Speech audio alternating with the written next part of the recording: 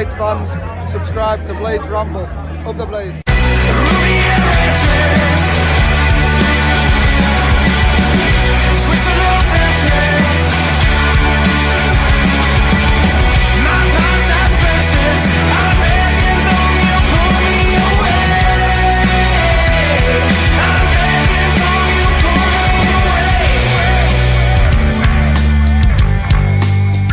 What is happening, Blades? And welcome back to the Blades Ramble, coming to you live from Filey, Primrose Valley.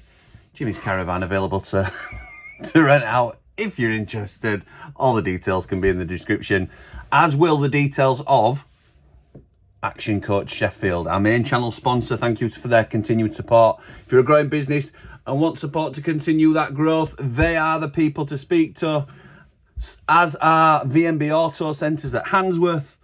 We're offering an incredible deal. If you let them know that you're a subscriber to the Ramble, then you will get 50% off your MOT. It's already 30 quid for your MOT. They're offering us, Ramblers, 50% off. Unbelievable.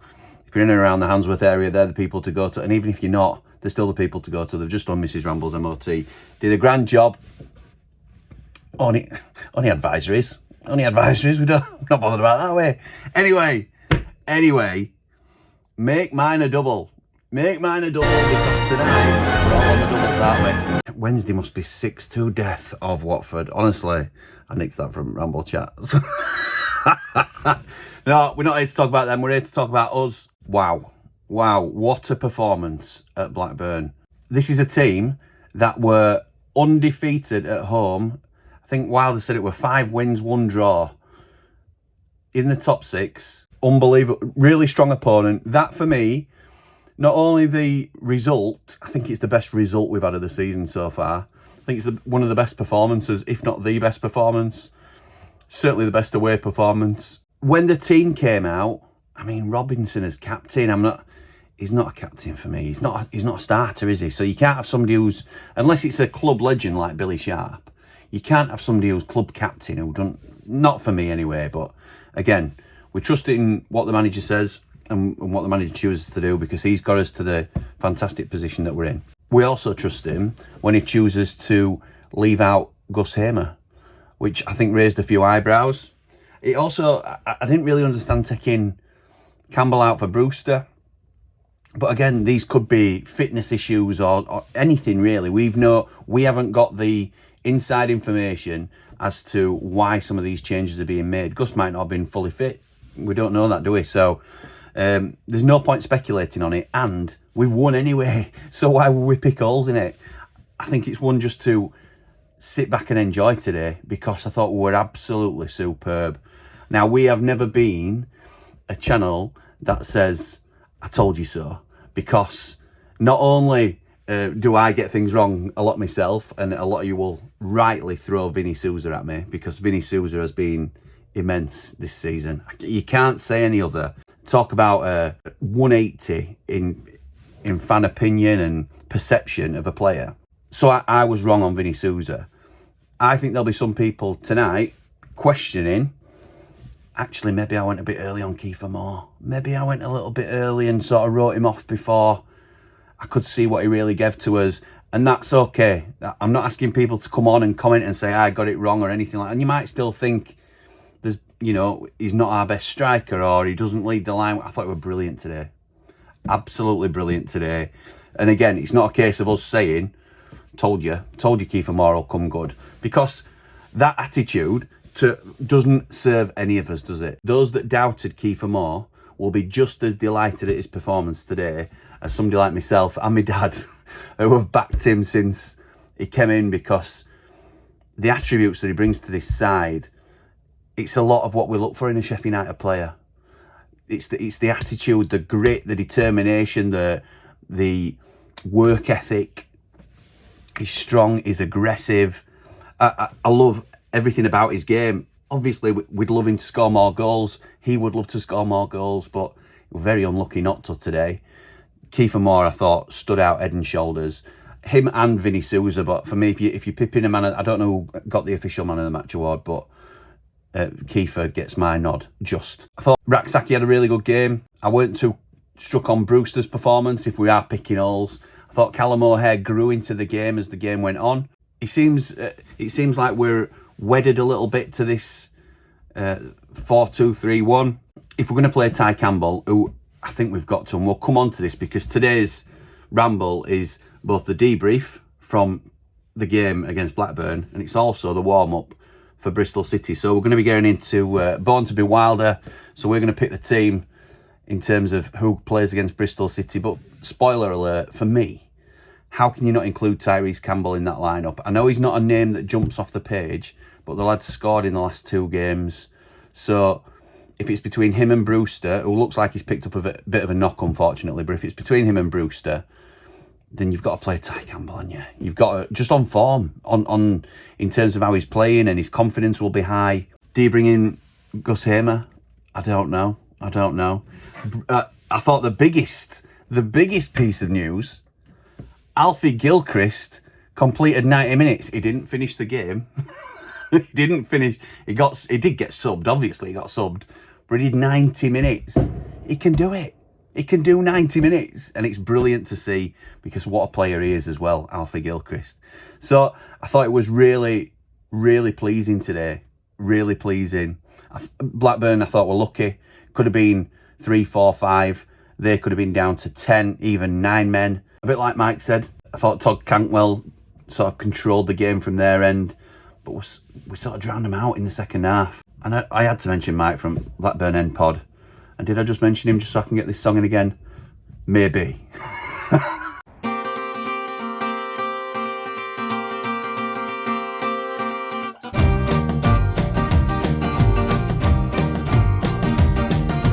I like Mike, what's not to like? We like Mike, what's not to like? He's the best darn thing to come down the pike in a good long while. I like Mike.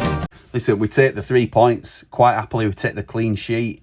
Another clean sheet, absolutely unreal. And we move on to Bristol City. What do we know about Bristol City? Well, I've asked my mate Jack to give us a bit of a rundown. Hi Jimmy, Jack here, ready to answer these questions for you. It's been okay. We've only lost twice, which is good. Obviously Sunderland have only lost twice and they're top of the league, so it's one of those where if we can just turn like 3 or 4 of those draws into wins, we'd be flying, we'd be amazing. My main issue is that we don't have anyone who can put the ball in the net. But overall, I think, what are we, 3 points outside the playoffs? I'd take that. If you offered that to me at the start of the season and said, you know, you get to the end of October, you're 3 points outside the playoffs, I'd be quite happy with that. It's kind of the way in which we've dropped those points, which is a bit frustrating. He's doing alright. Unfortunately, he has lost his son recently, so we didn't have him in the dugout for, was it Stoke and Middlesbrough, I think? But then fair play to him. Our first home game back against Leeds at the weekend. A really good display that I was privileged enough to help set up, saying "Fly High Theo," which is the name of his son, across the ground. But overall, as a manager, I like him. I like him for the most part. There have been a few kind of hiccups along the road, but I think now he's got his own players in, you can see the philosophy's really, really starting to bed in. We're unbeaten in 7 games now, I think 10 at home as well, with a run which stretches back to March at Ashton Gate, so that's good. Hopefully that can continue on Tuesday against you guys. But overall, yeah, I'm a big fan. I think we stick with the 3 at the back, which we reintroduced against Leeds. Almost like a 3-5-1 type thing. Or sorry, a 3-4-3 type thing. 3-5-1 doesn't add up to 10. So we had Tanner, Viner and McNally as centre halves. Tanner on the right hand side of that would likely be Viner normally. If we had Dickey or Atkinson fit, they'd probably slot into the left and then McNally probably in the middle. But then it allowed us to double up on Mark Sykes and Yu Hirakawa down the right hand side, which was quite nice. Gave us nice attacking outlets for the outballs from the defence. Attacking threat is Yu Hirakawa at the moment. I would say Scott Twine, but unfortunately he's injured. In terms of our best player, it's probably Jason Knight by some distance. I think he's just incredibly good, really. You know, anyone who's watched the Championship for any sort of considerable amount of time in the last probably 5 or 6 years, it's whoever's playing up front, because across the 3 of them, they all offer various different things. Vali Mayulu's a nice kind of technical play. Alright, yeah, he's a big man, but he doesn't use his head much. He's very much get the ball down, really, really good with his feet. You know, the classic good for a big man. Cliche almost, if you will. Sinclair Armstrong, has everything about him but can't finish. Nahki Wells can finish but doesn't do much else. Mayulu's kind of somewhere in the middle of that. He doesn't take all the chances, but he also doesn't create much, so he's a bit of a mystery, and he hasn't been getting many games recently either. But yeah, the weak link, whoever's playing up front, I think will actually be quite an interesting one. If you look back through head-to-head, we haven't beaten you for a fair while. I think it was that game that Andy Weidman scored a hat-trick in. I'm looking at it now. It was indeed that game, March 2019. Since then, we've only scored once against you. It's been a lot of 1-0s and 2-0s, a couple of wins at Ashton Gate for you. So, you know, I think you're definitely the better side. I'm backing you to go up this season. It's considerably better, isn't it? I think technically you're a lot better, but you're equally not scared to shy away from the physicality, which is what we've been a lot better at this year, is being more physical with people. And actually kind of putting ourselves about a bit. And you haven't really got someone who's scored many, have you? It's like Kiefer Moore's on 2, Campbell's on 2, Raksaki's on 2, Al Blaster's on 2, which is similar to us. We've got a lot of players sort of on 1, 2, maybe 3 here or there. As Mehmeti scored 3, I can't quite remember off the top of my head. You're very good defensively, aren't you? Only 6 goals conceded in the 2 games. We've conceded 16. So, you know, if there's going to be a game where you start scoring, it's probably this one. It's one of the worst defences in the league when you look at like the top half at least. It's going to be a tough one. I'd be happy with like a 1-1 draw or a 2-2 draw. I don't really want a 0-0 just because for me, trying to make content, it's not very interesting. We had a 0-0 draw against Leeds and Sheffield Wednesday recently. So I'd be happy with a point, but I'm going to be confident. I'm going to go with my heart rather than my head, I think. Heart says a 2-1 City win. Heads probably says a 1-0 Sheffield United win, or maybe a 1-1 draw. Jimmy's told me to plug myself here, so please do go and follow my YouTube channel. I'm hoping that Jimmy's left it linked in the description. It's literally just Jack Buchanan, my name. I do lots of Bristol City vlogs. I'm going to England versus Ireland in a couple of weeks as well. So yeah, please do go check it out. Unfortunately, there won't actually be a vlog for the Sheffield United game because I've got to go and go to watch Cheltenham versus Reading for my university course instead. But there are a couple. I've been to Bramall Lane back when you beat us. I think it was 2-0 and it snowed. And Nathan Baker suffered a career-ending injury, very unfortunately. So please do go and check out the back catalogue of videos. It's just Jack Buchanan on Twitter, on Instagram, and everything like that. I'm sure it will come up if you put it into the search bar. So yeah, thank you very much for having me, Jimmy, and best luck for the game. Thank you for that, Jack. Much appreciated, pal. I'm excited for this game now. I was a little bit nervous. I thought if we'd have got a point today, then, you know, I'd have been happy with a point, but it still makes you a little bit nervous thinking, well, we've probably got to get at least a point out of the Bristol City game, and then it's 2 points out of 6, but we've won, and it seems to take a little bit of the weight off going to Bristol City. Would you take a draw now? Would you take a draw at Bristol City? Oh, I think they're still unbeaten at home, aren't they? I might be wrong. Bristol City will be a tough test. They're going well this season. Just beat Preston today, away from home. I think it'll be another tough test. But this, before the Blackburn game, the way I'd sort of had it in my mind and the way I'd spoken about it on the Ramble, these next 2 games will define where we are, or it'll certainly go a long way to letting us know where we are. And by that I mean, if we'd have drawn both games, I think we're probably a top 6 team, which is great. And minimum, we want to finish top 6. But if we can go to Blackburn and win, and then go to Bristol City and win, that is top 2.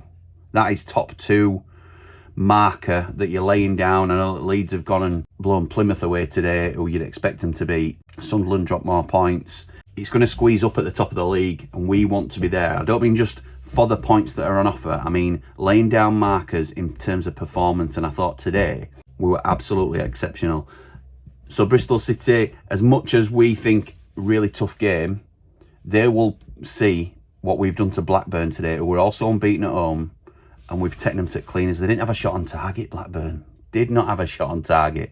So the decisions in front of Wilder are quite tricky now in terms of, it's great, we're spoilt for choice a little bit. So we're going to pick our teams now because we're born to be Wilder. Born to be wild. Yeah. The main man's in goal, obviously, Michael Cooper between the sticks. The back 4, our 2 really solid fullbacks are obviously in. Alfie Gilchrist, Harrison Burrows. We've also Got the returning Anel Ahmedhodzic, who will come in alongside Harry Souttar. It's the 5 men that pick themselves, isn't it? Let's be right. And what a finish, by the way, by Harrison Burrows against Blackburn. What an absolute beaut of a finish that was, by the way. Well done, son. First of many, hopefully. In the middle, we're sticking with Vinny Souza and Ollie Arblaster. Ollie Arblaster, who avoided a yellow card today. I thought we were going to get one at one point, because if he'd have got one today and then he gets one against Bristol City and misses the derby game. But he didn't get booked. No danger. So Ollie Arblaster, the destroyer, Vinny Souza, in the middle. And this is where I think it gets tricky. Raksaki's in the team. You can't drop Raksaki. He's obviously on the right-hand side. But then, do you go 1 in the 10? I don't think you do. I don't think you need to. I think Callum O'Hare stays in the team because he's just about done enough, and we keep Gus as a really dangerous option off the bench. That's the way I'm setting my team up. I'm not saying it's the way that Wilder will go, but that's the way I'm lining my team up. And I'm going Ty Campbell to partner Kiefer Moore up front. Kiefer Moore was, again, absolutely immense today. Ty Campbell, 2 in 2. They're the form pair, aren't they? And they look good. They look good together. So go with the hot hand. That's what I'm saying. That's my team, and I'm sticking to it. Let me know what you think. Let me know what you're going with as well. It's amazing, isn't it? After a win, how it can lift your mood and everything. But I do feel like I'm missing out by not having a 90 after 90s tonight because we're away. So the plan for next week, we're going to be busy. So join us for a watch along on Tuesday. We're going to watch the Bristol City United game together. I fancy us again, you know. I fancy us again. I think it'll be tight, but I fancy us to nick a 1-0 and really sort of get the momentum going again for the season. We're then going to have 90 after 90 the following night, so we can have a chat and have a catch up, because it's been ages since we've had a phone in, like with several people coming on. And I know, apologies to Jamie, because I know he wanted to talk about the game today as well, so we'll get you on, Jay, on Wednesday, pal. And then on Thursday it'll be the warm-up for that game. But we don't have to worry about that yet. We've got Bristol City to focus on first. And who better to get us in the mood than the one and only, the man, the myth, the legend, Disco Dave. Bright lights, flashing lights, dancing feet in neon tights. Mirror ball, don't behave, everybody shout out, Disco Dave. Disco Dave. Ollie Arblaster, he'll not pass ya, he's a midfield master. Ollie Arblaster, skill fighter, football brain 10 times faster. Ollie, legging plaster, race with Barnon, guess what, still runs faster. Ollie Arblaster, healthy snacker, watch his tea, chicken and pasta. Ollie Arblaster, he'll not pass ya, he's a midfield master. Ollie Arblaster, skill fighter, football brain 10 times faster. Ollie, legging plaster, race with Barnon, guess what, still runs faster. Ollie Arblaster, healthy snacker, watch his tea, chicken and pasta. Disco Dave. Thank you to Dave as always, very much appreciated. How well did we play today? How well did we play? Let's order another one of them for Tuesday night, eh? So come and join me for the watch along. But for now, come on you red and white wizards, up the blade!